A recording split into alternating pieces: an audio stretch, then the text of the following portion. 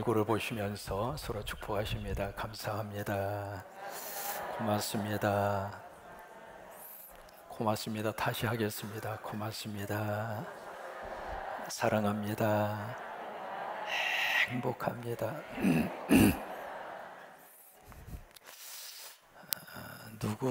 누구를 안다 라고 하는 표현과 누구에 관해서 안다 라고 하는 말과 같이 이제 안다라고 하는 말은 같이 쓰고 있습니다만은 뜻이 같을까요? 틀릴까요?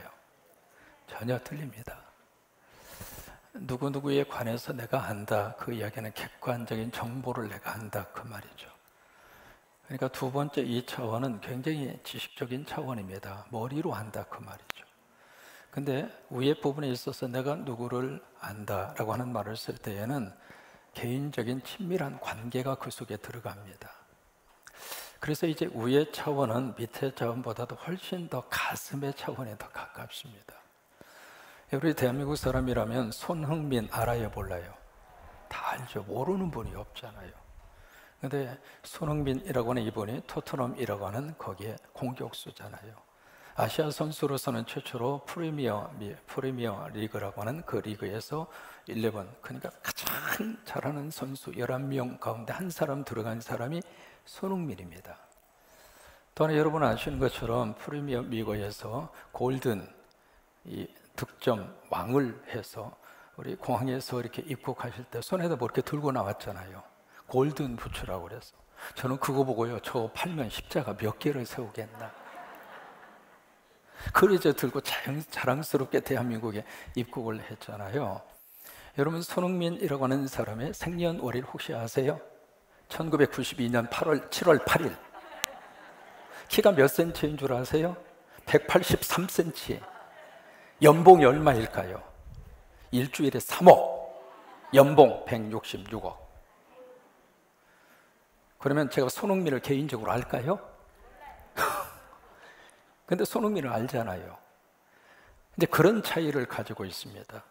내가 무엇에 대해서 어떤 것에 관해서 내가 알 수는 있습니다. 그러나 이 차원에서 바로 누구를 안다라고 하는 차원까지 넘어가기에는 사실은 뭔가의 과정이 필요하다고 하는 거예요. 우리가 예수님에 대해서도 똑같은 적용을 우리가 할 수 있습니다. 우리가 예수님에 관해서 알잖아요. 예수님이 어떤 분이시고 어디서 태어나시고 예수님이 이 땅에 오셔서 무슨 일을 하셨고, 우리가 예수님에 대해서 영어로 말하면 knowing, 안다 그 말이죠. About Jesus. 예수님에 관해서 우리가 알 수 있습니다. 근데 그것하고요, 내가 knowing Jesus, 예수 그리스도를 안다고 하는 것하고는 다르다 이 말이에요. 이 시간 예배하는 여러분들이 예수님에 관해서 알으셨다면 이제는 예수님을 알게 되기를 축복합니다.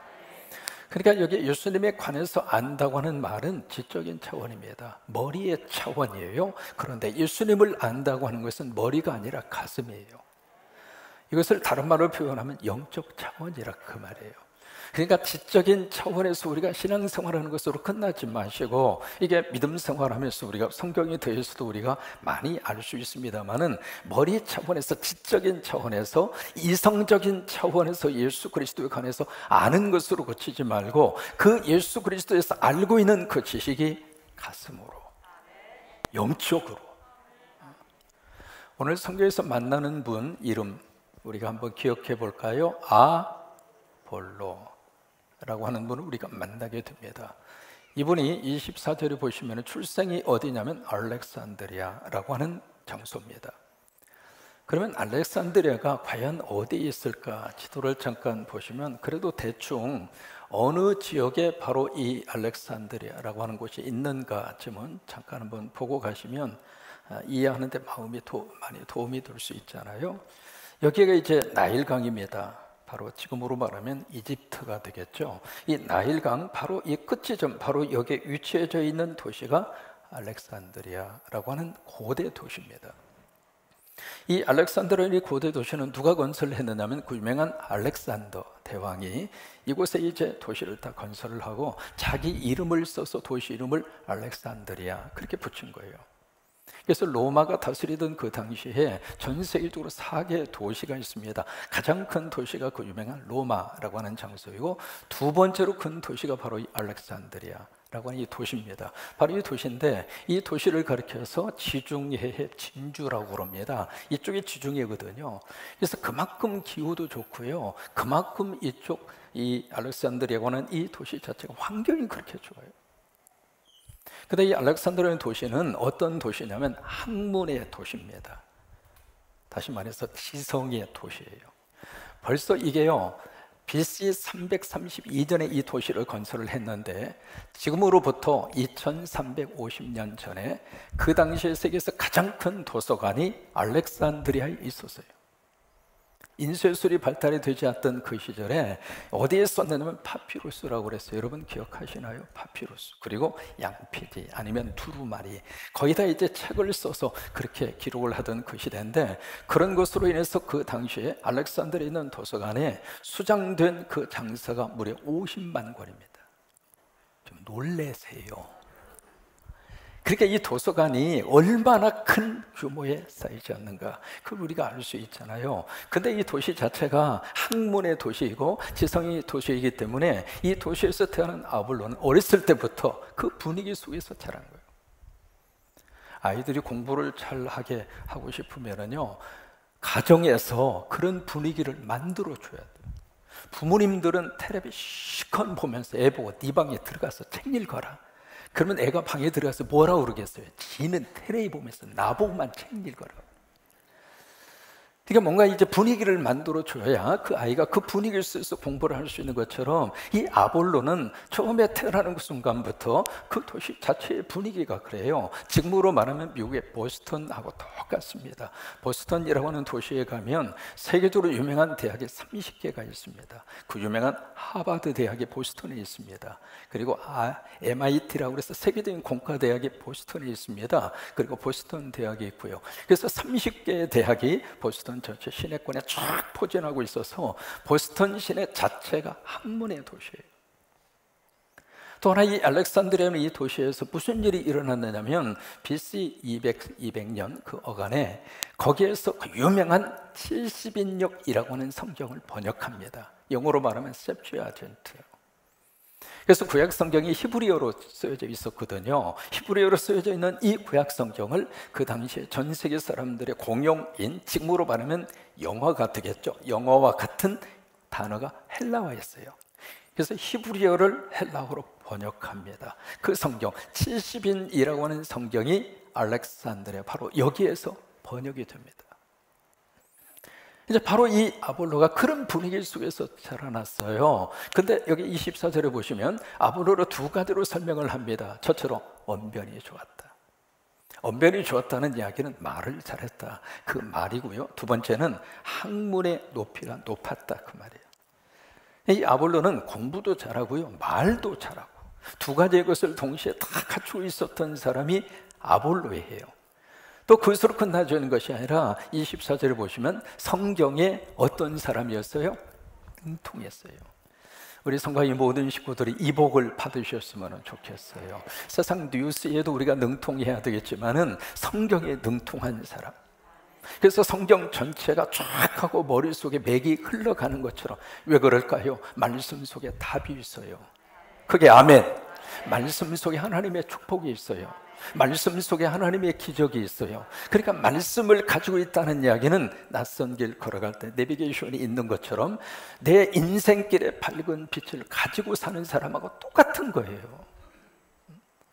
그래서 이 아볼로는 그 성경인데 아주 능통한 사람이었습니다. 그리고 25절에 보시면은 어렸을 때부터 뭘 배웠는가? 주의 도를 배웁니다. 분위기 자체가 그런 거예요. 그래서 헬라어로 번역이 된 70인역이 있고, 그리고 50만 권의 장사가 있는 도서관이 있고, 그러니까 그런 분위기 속에서 아볼로는 어떤 이성적인 학문의 지식도 머리에 가득히 담아놓고 있는 사람이고, 또 하나 그것으로 끝나지 않고 성경을 늘 어렸을 때부터 접하면서 성경이 그의 머릿속에 완전히 들어와 있는 거예요. 근데 이 사람이 25절에 보시면, 24절에 보시면 어디에 갔느냐면 에베소로 갑니다. 그래서 에베소가 어디에 있는가? 여기가 이제 알렉산드리아 소개해 드렸잖아요. 에베소가 어디 있냐면 바로 여기에 있는 게 에베소입니다. 이 에베소가, 그리고 이제 위쪽으로 올라가서 여기에 수리아 안디옥이 있고요. 이 에베소가 로마 제국 당시에 네 번째로 큰 도시입니다. 그래서 여기에서 태어난 아볼로가 이 주중에 배를 타고 갔는지 아니면 육지로 돌아서 갔는지 어떤 코스를 선택했는지는 모르지만 바로 여기에 있던 아볼로가 에베소라고 하는 지역에 지금 왔어요. 이 와서 에베소 지역에서 뭘 했느냐면 25절에 보시면 이분이 뭘 했느냐면 25절에 그가 일찍이 주의 도를 배워 열심으로, 그 다음에 중요합니다. 예수에 관한 것을 자세히 말하며 가르치나 요한의 세례만 알따름이라. 그러니까 에베소 지역에 와서 지금 뭘 하느냐면 예수에 관한 지식을 전합니다. 그때 전하는데 그냥 전하는 것이 아니라 열심으로 그렇게 전해요. 여러분, 우리 안에 이 열심이, 아볼로의 열심이 우리의 열심이 되기를 축복합니다.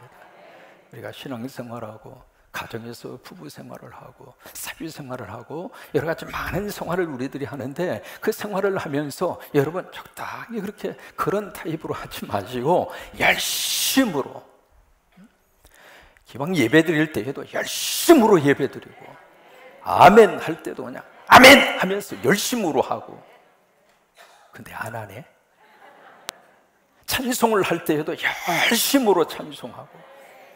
가브리엘 얼마나 열심으로 찬송합니까? 찬송하는 얼굴만 보아도 은혜가 넘치는 거예요. 그러니까 아볼로에게 그런 열심이 있었어요. 근데 이 열심이 어디에서 오는 열심이냐면 성령 안에서 주시는 열심이에요. 그 사람 천성적으로 열심히 해서 열심이 아니라 하나님의 영이 그 가운데 오셔서 그로 하여금 열심을 주게 한 거거든요. 근데 열심을 가지고 지금 가르치고 교육을 하는데 뭘 지금 가르치는가? 예수님에 관해서. 왜? 본인이 지금 이 수준에 머물러져 있는 거예요. 그래서 이 아볼로는 예수님에 관해서 열심으로 그렇게 가르칩니다. 그렇게 가르치는데 이 아볼로에게 뭔가 좀 부족한 점이 있어요. 그게 무엇일까? 세례, 요한의 세례만 알고 있는 거예요. 여러분, 요한의 세례라고 하는 것은 예수님보다 6개월 전에 요한이 먼저 와서 이 땅에 와서 회개하라, 하나님 나라가 가까웠다 선포를 하시고 세례를 줍니다. 근데 그 세례를 주신 목적이 바로 씻음이에요. 회개가 바로 씻음이잖아요. 그래서 씻고서 뭘 하느냐면 장차 이 땅에 오시는 메시아 예수 그리스도를 영접할 수 있도록 그릇을 준비하는 거예요. 그러니까 이 아볼로가 지금 머릿속에 지식도 있잖아요. 그리고 언변도 좋잖아요. 성경에 능통했잖아요. 근데 이 아볼로가 지금 무엇에 대해서만 알고 있느냐면 예수님에 관해서만 알고 있는 거예요. 근데 그것을 지금 이 에베소 지역에서 이 회당에서 막 복음을 전하는데 그 현장에 누가 있었느냐면 브리스길라와 아굴라가 있습니다. 이 부부가 바로 고린도에서 왔잖아요. 고린도에서 오기 전에 거기서 바울하고 1년 6개월 동안 고린도 교회를 세웠어요. 그래서 1년 6개월 동안 바울을 통해서 이 부부가 뭘 배웠느냐면 예수님에 관해서 배운 것이 아니라 예수님을 배운 거예요. 담에석 도상에서 바울이 만났던 그 예수 그리스도, 예수님의 십자가 부활, 성령의 거룩한 역사, 그것을 이 두 부부가 그대로 배웠거든요. 그러니까 이 부부는 예수님에 관해서 아는 지식이 아니라 예수님을 알고 있는 거예요. 그래서 그것이 부족한 것을 알고 이 아볼로를 자기 집으로 초청합니다. 정중하게 초청을 해서 그동안에 그들이 배우고 알고 체험한 것을, 그래서 이게 하나님의 도라 그렇게 표현하고 있잖아요. 그 하나님의 도에 대해서 그 부부가 아볼로에게 그대로 가르쳐 줍니다. 여러분, 이 모습을 보면은요, 이 둘의 관계가 참 아름다워요. 아볼로는 최고 학문 출신입니다. 알렉산드리아에서 최고의 그런 지식을 가지고 있는 지식인이거든요. 근데 이 사람이 지금 여기 브리스겔로 아굴라는 천막을 만드는 노동자입니다. 근데 그분을 통해서 주시는 그리스도에 대한 이 복음의 비밀을 겸손한 모습으로 그대로 받아들여요. 아볼로도 큰 사람이고 브리스겔라와 아굴라도 큰 사람이죠. 그러면서 이 둘의 관계를 통해서 이 아볼로 속에 어떤 변화가 나타나게 됐는가? 지성인이었던 이 아볼로가 바로 영성인의 사람으로 바뀌어집니다.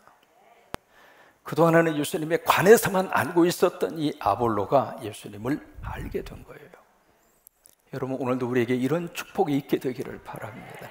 그냥 예수님에 대한 정보, 예수님에 대해서 피상적으로 알고 있는 그 차원이 아니라 이 아볼로는 그리스도가 나와의 관계 속에서 어떤 분인가를, 그래서 인격적으로 개인적으로 어떤 만남이 일어나게 된 거죠. 그래서 머릿속의 차원의 믿음을 가지고 있었던 아볼로가 그 믿음이 가슴까지 내려오게 된 거예요. 그래서 영성인 아볼로가 된 다음에, 그 다음에 27절에 어디로 갔냐면 이 아가야, 고린도라고 하는 지역으로 갑니다.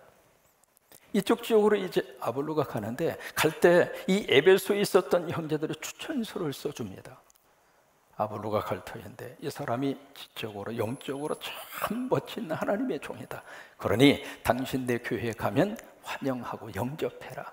그래서 이 고린도에 가서 이 아볼로가 참 귀한 일을 합니다. 27절에 보시면은요, 이 고린도 교회에 어떤 역사가 나타나게 됐는가? 27절 그 부분에 보시면 그가 가매 은혜로 말미암아 믿는 자들에게 뭘 줬어요? 많은 유익을 줍니다. 큰 도움이 됐다, 그 말이거든요. 그 다음에 28절에 그 이유를 설명합니다. 28절에 같이 한번 읽습니다. 이는 성경으로서 예수는 그리스도라고 증언하여 공중 앞에서 힘있게 유대인의 말을 이김이라라. 그러니까 지금 아볼로가 증거하는 그 복음의 메시지가 예수는 그리스도라고.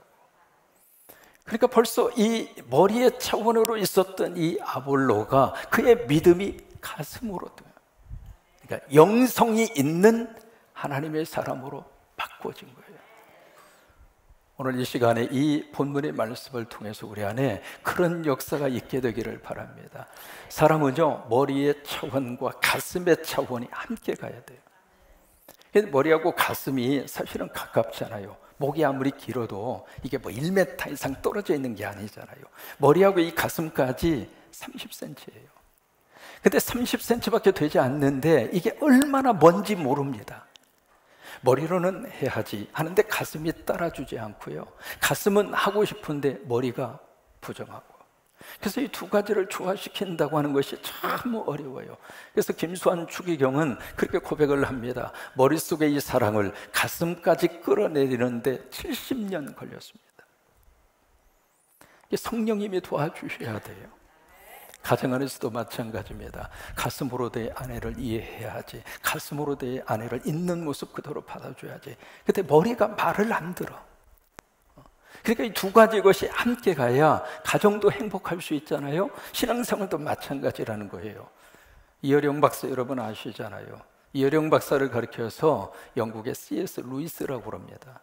C.S. 루이스라고 하는 사람이 영국의 지성인이거든요. 이어령 박사도 마찬가지입니다. 그분이 쓴 책이 160권입니다.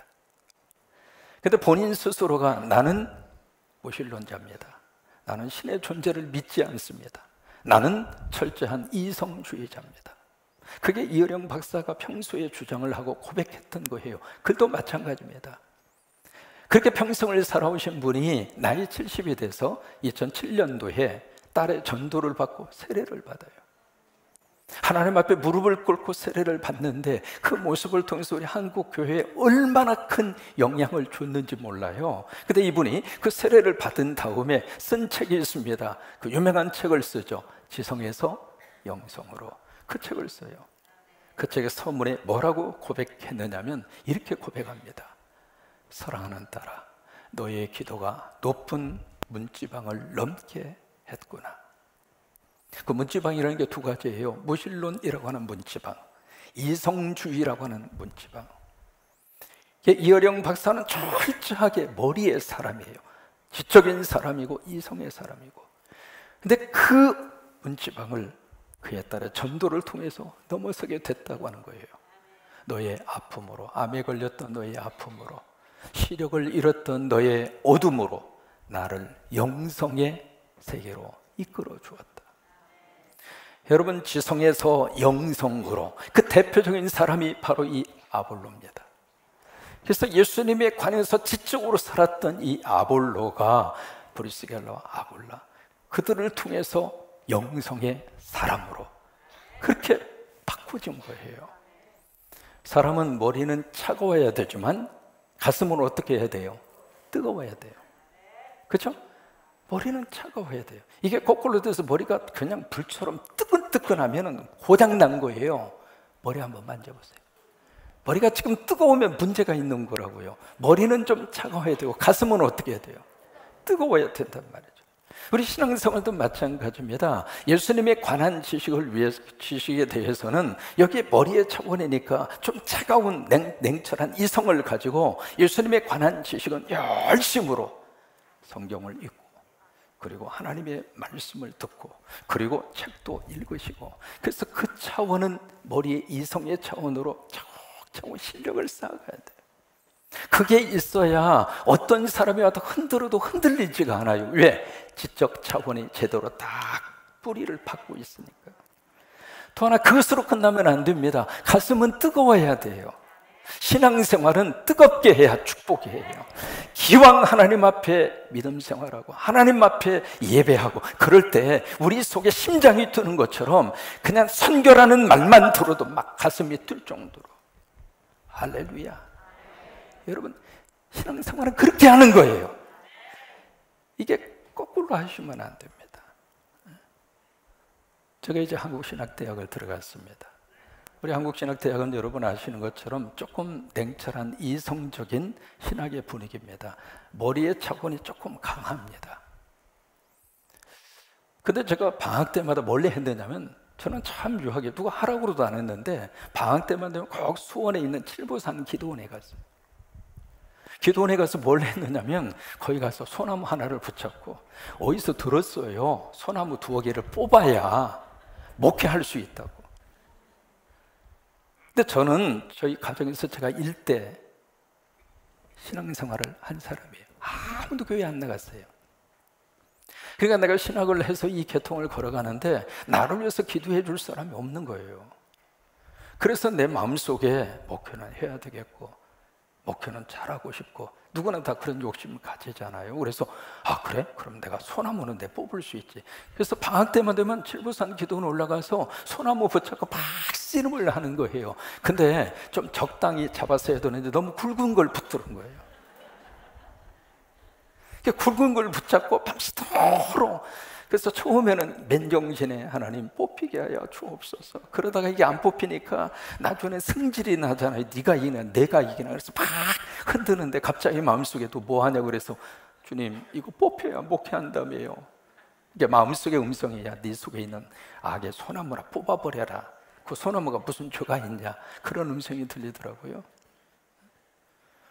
또 기도원에 올라갈 때마다 금식 기도했습니다. 일주일씩, 열흘씩. 근데 지금도 잊지를 못해요. 열흘 금식한 마지막 날 방문 앞에서 너무 맛있는 냄새가 나는 거예요. 뭔가 싶어서 봤더니 세상에 그 앞에서 2 부부가 여보 많이 먹어, 당신이 많이 먹어, 그래서 라면 끓여가지고 금식하고 있는 사람 앞에서 라면 가지고 여보 당신이 더 먹어, 아니야 당신이 더 먹어. 내 속으로 결심을 했습니다. 금식만 끝나봐라, 나도 라면 먹을 거다. 또 하나, 저녁에는 굴속에 들어갔어요. 굴속에 들어가서 가만 굴속에서 저는요 머리가 쭈삣 선다고 하는 것을 그때 경험했습니다. 근데 저에게 있어서는 그게 목회하는 데 있어서 너무 큰 도움이 됐어요. 머리의 차원도 필요하지만, 예수님에 관한 지식도 우리에게 꼭 필요하지만, 그 머리의 차원에서 끝나지 않고 그 믿음이 가슴까지 내려와서 여기에 뜨거움이 있는 것처럼, 생명은 어디에서 자라나게 되는가? 엄마의 가슴이에요. 엄마의 머리가 아닙니다. 태아는 엄마의 가슴에서 새근새근 잠을 자고 엄마의 가슴을 통해서 생명을 공급받습니다. 그래서 저에게 있어서는 그게 너무 목회하는 데 힘이 됐어요. 또 하나, 제가 미국에 가서 2군데 미국의 신학교에서 공부를 했습니다. 첫 번째로 간 학교가 클레어몬트라고 하는 학교입니다. 그 학교는 굉장히 이성적인 학교예요. 1990년도에 수업에 딱 들어갔는데 낯선 사람 3사람이 앞에 앉아 있어요. 누군가 싶어서 봤더니 그 당시에 동성연애하는 분들이에요. 그분들을 딱 초빙을 해서 신학생들하고 공개적으로 토론을 시키는 분위기. 그게 그 크레아몬트라고 하는 신학교의 분위기예요. 그 유명한 크라인벨이라고 하는 목회 상담학의 대가, 존 캅이라고 하는 구약학의 대가, 그런 분들이 있는 학교였거든요. 근데 거기서 이제 공부를 하다가 이제는 파사데나라고 하는 곳에 풀러 신학교가 있어요. 그 신학교에 가서 공부를 하면서 거기는 분위기가 완전히 달라요. 수업 시간에 선교사님들이 와서 강의를 종종 하시는데 평생을 오지에 가서 복음 전하고 선교하시고, 그 선교사님들 와서 강의를 하시는데요, 그 강의를 들으면서 막 가슴이 뜨거운 거예요. 막 하나님이 살아서 그렇게 역사하시는구나. 우리 하나님이 그렇게 한 인간을 들어 쓰셔서 역사하시는구나. 그런 감정을 들을 때마다 가슴이 팍 뛰는 거예요. 가슴이 뛰면서 눈에 눈물이 나고. 저는 신학교에서 강의 들으면서 울 수 있다고 하는 것을 풀러 신학교에서 공부하면서 그때 깨달았어요. 여러분, 머리도 필요합니다. 그러나 머리에 끝나지 마시고 우리의 믿음이 가슴까지. 그래서 지성의 지적인 차원에서 어떤 이론과 논리적인 것으로 끝나지 말고 그것이 가슴까지 내려와서 우리의 믿음이 덜 살아있기를 바라고, 우리 믿음이 생동감이 있기를 바라고, 그 은혜가 있게 되기를 주의 이름으로 축원합니다. 정리합니다. 알렉산드리아에서 태어난 아볼로, 어렸을 때부터 지적인 분위기에서 나름대로 공부도 많이 하고 성경에 대해서 능통했던 아볼로. 그러나 그에게 있어서는 예수님에 관한 지식으로 끝난, 근데 그가 브리스길라와 아굴라 부부를 통해서 영적인 사람으로, 그래서 이 아볼로를 고린도 지역에서 하나님이 너무 귀하게 들어 쓰셨어요.